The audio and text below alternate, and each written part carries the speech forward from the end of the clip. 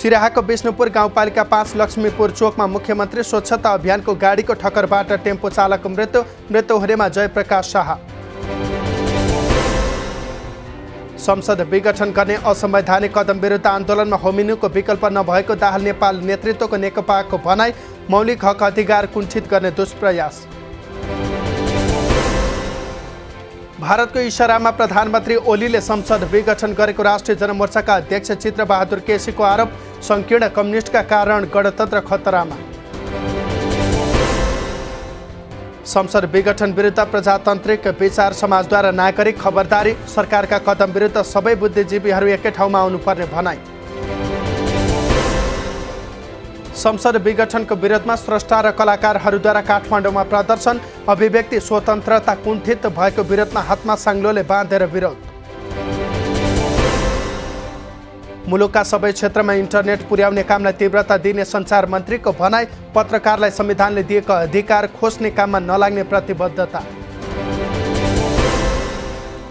पूर्व राजा ज्ञानेन्द्रका सुरक्षाकर्मी खोज्दै सरकार। अति विशिष्ट तथा विशिष्ट व्यक्तिको सुरक्षा व्यवस्था सम्बन्धी कार्यविधि संशोधन भएसँगै सुरक्षाकर्मी फिर्ता बोलाउँदै। मुलुकको भरका सरकारी सार्वजनिक एवं गुठी जग्गा आफू मातहत ल्याएर संरक्षण गर्न सरकारी सार्वजनिक एवं गुठी जग्गा संरक्षण सङ्घर्ष समितिको सरकारलाई दबाव। जसपा नेपालका नेता इस्लाम हवारी नेकपा ओली समूहमा प्रवेश। प्रधानमन्त्री एवं नेकपा ओली समूहका अध्यक्ष केपी ओलीले खाता लगाएर गरे पार्टीमा स्वागत। नेकपाका वरिष्ठ नेता तथा पूर्व प्रधानमन्त्री झलनाथ खनाल उपचारका क्रममा भारतको राजधानी नयाँ दिल्लीमा अपोलो अस्पतालमा उपचार हुने। बलात्कार विरुद्ध नागरिक आन्दोलनद्वारा काठमाडौँमा मार्च पास। दोषीलाई पक्राउ र कारबाहीको माग। महोत्तरी हत्यामा दोषी ठहरिएका महदैया तपनपुर घर भई हाल जनकपुर बस्ने शङ्कर शाह सुडी 13 वर्षपछि पक्राउ। आवश्यक कारबाहीका लागि जिल्ला अदालत जलेश्वरमा पठाइयो। पर्सामा सशस्त्र प्रहरी र भारतीय बालुवा तस्कर बीच झडपमा 2 जना सशस्त्र प्रहरी घाइते।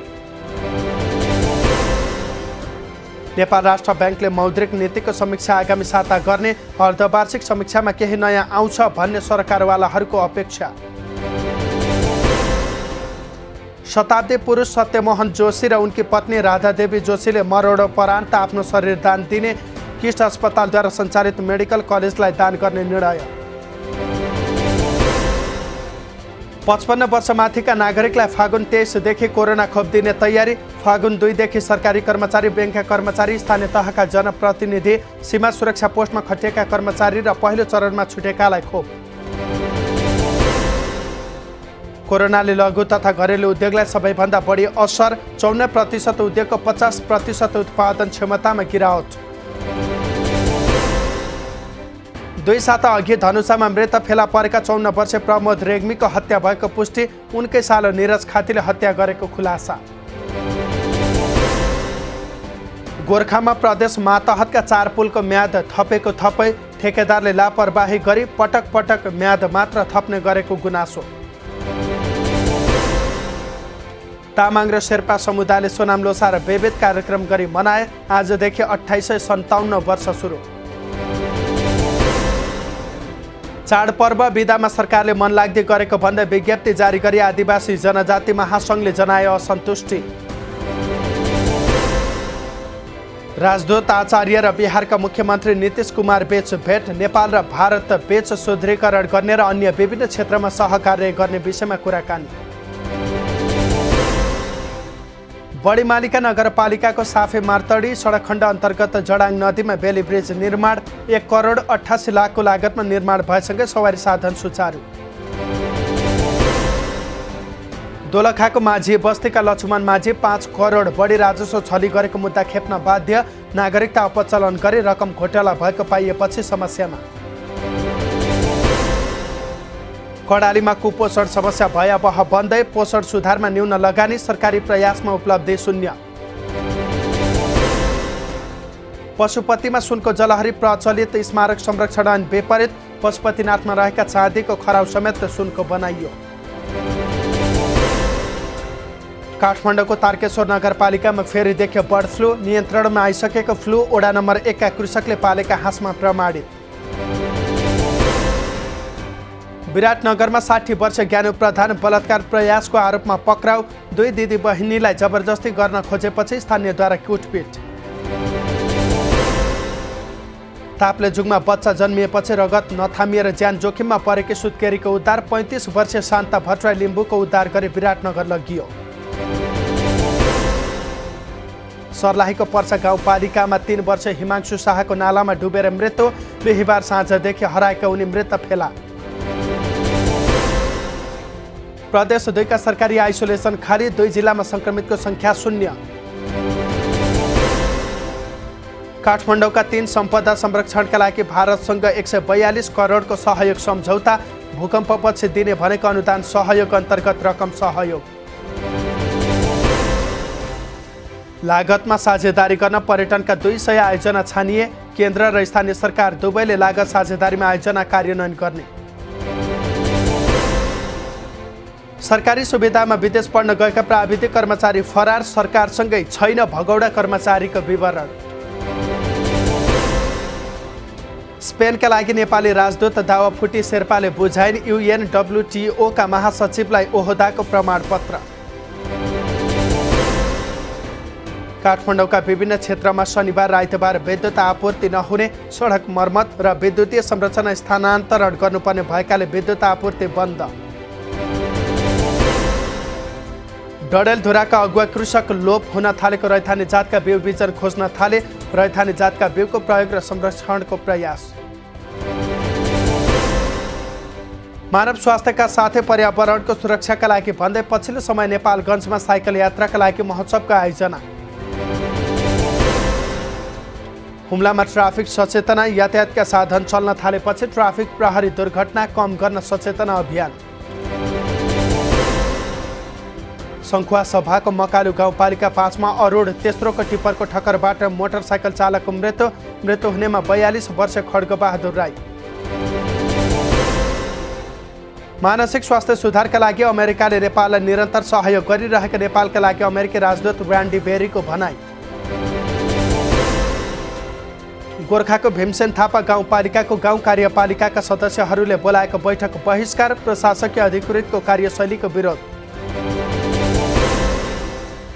गुल्मीमा अन्दाजी 14 वर्षकी बालिकालाई जबरजस्ती करडी गरेको आरोपमा एकजना पक्राउ पर्नेमा 29 वर्षका रमेश भन्ने जगतबहादुर राणा।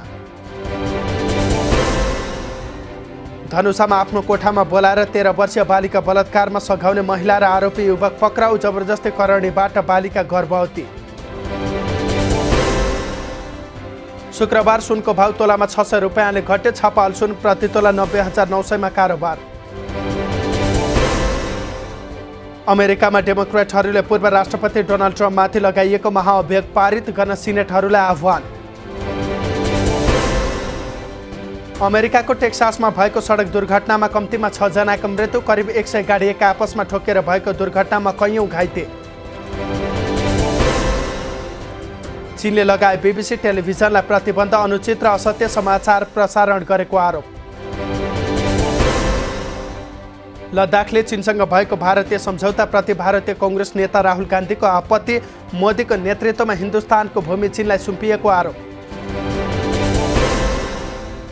सामाजिक सञ्जाललाई नियमन गर्न भारतीय सर्वोच्च अदालतको आदेश। घृणा फैलाउने सामग्री रोक्न केन्द्र सरकार र ट्विटरलाई अदालतको निर्देशन। त्रिभुवन आर्मी क्लब पोखरामा जारी टाइगर कप आमन्त्रित राष्ट्रिय क्लब भलिबल च्याम्पियनसिपको पुरुषतर्फ फाइनलमा पुलिस सोझ सेटमा पराजित। पोखरामा जारी टाइगर कप आमन्त्रित राष्ट्रिय क्लब भलिबल च्याम्पियनसिपको पुरुषतर्फ खेलमा गण्डकीद्वारा एपीएफ पराजित। गण्डकी प्रदेश फाइनलमा। आइसिसी विश्वकप क्रिकेट लिग 2 अन्तर्गत नेपाल ओमान र अमेरिका बीचको त्रिकोणात्मक 1 दिवसीय सिरिज स्थगित। कोरोनाका कारण स्थगित गरेको जानकारी। आइपिएल 2020 क्रिकेटको अक्सनका लागि नेपालबाट सन्दीप लामिछाने मात्रै छनौट। न्यूनतम मूल्य 40 लाख भारतीय रुपैयाँ। पूर्व विश्व number 1 Serena Williams Australian Open टेनिसको चौथो चरणमा प्रवेश। चौथो चरणमा आर्यना सेबालेन्कासँग प्रतिस्पर्धा गर्ने। टोकियो ओलम्पिकका प्रमुख योशिरो मोरी महिला अधिकारबारे गरेको टिप्पणीका कारण विवादमा चौतर्फी आलोचना भएपछि मोरीले दिए राजीनामा। महिलामाथि भएका हिंसा र विभेद विरुद्ध काठमाडौँमा शुक्रबार महिलाहरूको मार्च पास्ट, प्रतीकात्मक रूपमा शवयात्रा, शङ्ख बजाउँदै प्रतिगमनको विरोध। भागरथी हत्या प्रकरणको अनुसन्धान तीव्र बनाई दोषीलाई पक्राउ गर्न नेपाली कङ्ग्रेसको माग। दोषीलाई पक्राउ गर्न नसक्नुलाई गम्भीर रूपमा लिएको विज्ञप्तिमा उल्लेख।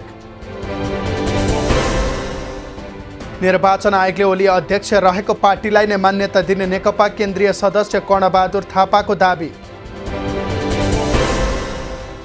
कम्युनिस्ट र कङ्ग्रेसको काम र व्यवहारबाट जनता वाक्क दिक्क भएको राप्रपाका अध्यक्ष कमल थापाको भनाई। संसद विघटन पश्चात मुलुक थप अन्यल र अस्थिरतातर्फ उन्मुख।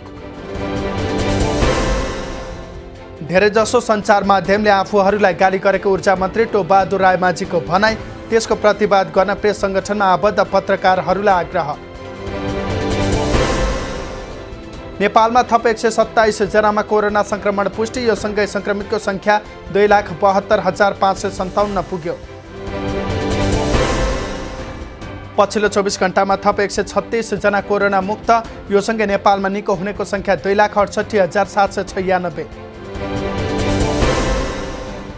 पछिल्लो 24 घण्टामा थप 2 जनाको मृत्यु। कोरोनाका कारण ज्यान गुमाउनेको सङ्ख्या नेपालमा 2054।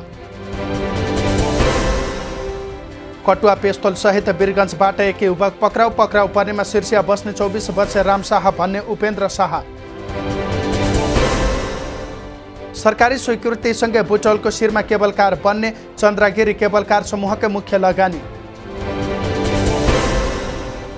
कोभिडले घटाए टेलिकमको आम्दानी। 6 महिनाको आम्दानी 17 अर्ब 72 करोड रुपियाँ मात्रै। ओडा विभाजन र केही ओडाको सिमाना हेरफेर गर्ने तनहुँको व्यास नगरपालिकाको निर्णय। अन्य ओडामा समावेश गर्ने। पश्चिमी वायुको प्रभावले आगामी 3 दिन देशैभर आंशिकदेखि सामान्य बदली हुने। उच्च पहाडी तथा हिमाली क्षेत्रमा हल्का हिमपातको सम्भावना। सोलु करिडोरमा स्थानीयको अवरोध कायमै। उदयपुरको कटारी नगरपालिका क्षेत्रका बासिन्दाले नमान्दा आयोजना अन्यलमा।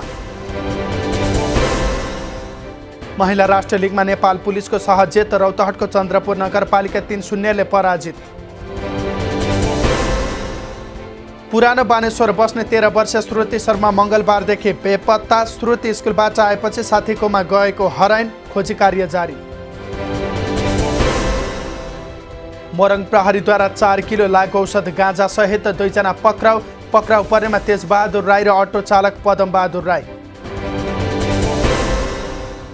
कैलालीमा अटो रिक्सा दुर्घटना। दुर्घटनामा बर्दियाको राजापुर बस्ने 45 वर्ष भागीराम चौधरीको मृत्यु। बैतडीमा मृत भेटिए स्वास्थ्य चौकीका कार्यालय सहयोगी। स्वास्थ्य चौकीमा कार्यरत 45 वर्ष रामसिंह ऐरी शुक्रबार मृत फेला। अछाममा करेन्ट लागेर एक युवकको मृत्यु हुनेमा मेलक गाउँपालिका 3 दरवाका 25 वर्ष खेम बुढा।